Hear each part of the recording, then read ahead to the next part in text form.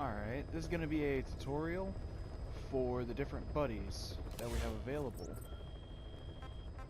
First things first, let's check out our buddy equipment. We'll start with D-Horse. Simple enough. You have your normal loadout. You have the battle dress, level 2, 3, 4. Then you have the furry corn. And that is it. D-Horse doesn't have much more than that. However, you have these, which are downloadable content for Metal Gear Solid 5. It is the Western tack and the Parade tack, and it makes your horse look different. Now, if you have the ability to customize, you can go to your buddies, and we'll check D-Horse. You see the color? You have the original color. You have brown, black, dark brown, lighter brown, and then the boss. This horse color is more reminiscent of the actual boss. Depending on what color you pick, you can also change the options for the head. Little design there will change. And that happens for the different colors, and of course you have the leg color options as well. You can change the way that it looks there and have it more up or down with the whiteness. I prefer this horse, honestly. It's the boss's horse. So that's the only customization available for D-Horse. So we're just going to go free roam. And let's just head here. Select our buddy, which is going to be D-Horse. You have the battle dress, which increases his defense. This is what it looks like when it's fully loaded out. When you have it less, you can see he's got a little bit less on his head there. And then you just have your generic on the horse. Just a little bit there. Furry corn. You get your demonic horse. And if that's your thing, you can have it. Western tack looks like this. And then Parade tack looks like this. So you can set it up to have cool little things like that if you so desire. Use your imagination. So the only thing that the extra equipment does on D-Horse is it allows him to be increased defense where he won't get knocked out as easily. And that's about it. So we're going to go ahead and head over to Afghanistan here. Alright. Now, a few things to note with D-Horse. Let's pull up our call menu, and on the right hand side are always your options. You have two options here. Stay back and defecate. Defecate is let it out. That option allows you D-Horse to take a dump, and it'll stop any small vehicles. It will stun all the guards inside and they'll spin out. It's not incredibly useful. However, it is fun to neutralize a guard and then have D-Horse crap all over them, if you're privy to that. The other thing is to stay back, and it's going to cause D-Horse to go.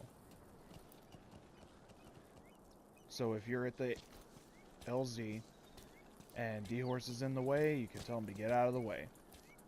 The other option is to whistle and call for him, and D-Horse will come to your position, or relatively close to your position. Another thing to note is if you leave D-Horse in the middle of the road, you come up any well-traveled path, such as this, and you leave D-Horse in the road, any guards that are passing by will stop, and they'll honk their horn and tell the horse to get out. Now we press triangle to get on, and you press triangle to get off. Easy enough.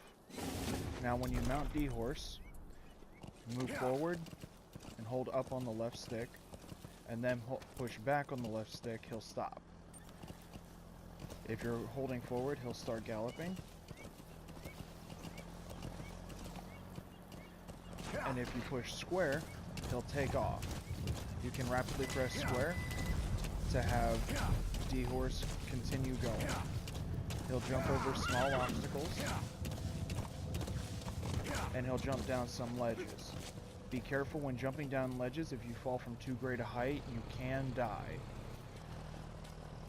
Now, another thing to note is if you're sprinting, and you whistle for D-Horse, and D-Horse comes up, you can press the triangle button and get on, and then push square and continue going. So you can have really good mobility and maneuverability with D-Horse. And of course the defense up causes him to be able to take more hits before getting knocked down. D-Horse will get knocked down at approximately half of his HP, and he'll recover and then get back up, and then you'll be able to use him again. I find using D-Horse with the Sahelanthropus fight to be quite good because you have mobility and you can sit there and shoot from the horse and not have to worry about stopping to have to reload. You can reload while riding the horse and moving.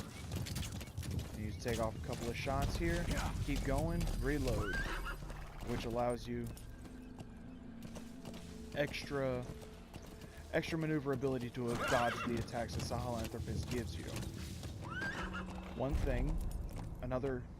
Another thing to note is pushing X will cause you to straddle onto the side. Depending on where the camera's facing is which side Snake will go on. You cannot press square to gallop, he'll move back up. But you can gallop prior and then push X to hold the side. If you're holding the side, click in the right stick and you'll switch sides.